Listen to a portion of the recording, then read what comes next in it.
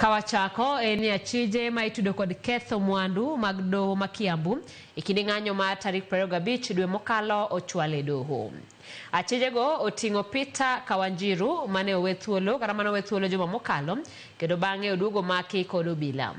Kawanjiru kod jowadgi mamoko 25 odonjnegi kod ketho mar bago ng'anyo mane okelo kethruok mwandu ikindi ng'anyo mar tarik 25 dwe mokalo.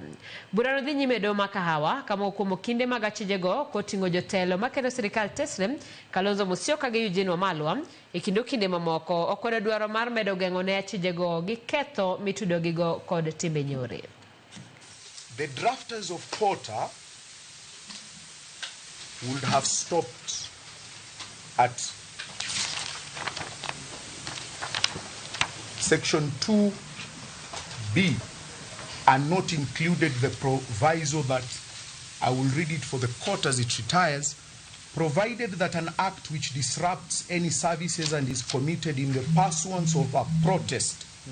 In fact, Porter does not use the description of the Constitution which says peaceful.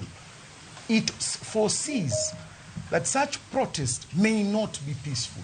So that as we have seen, allegedly there was property that was destroyed or damaged, and it continues to say, demonstration or stoppage of work shall be deemed not to be a terrorist act within the meaning of the definition, so long as the act is not intended to result in any harm referred to in A1 to 4.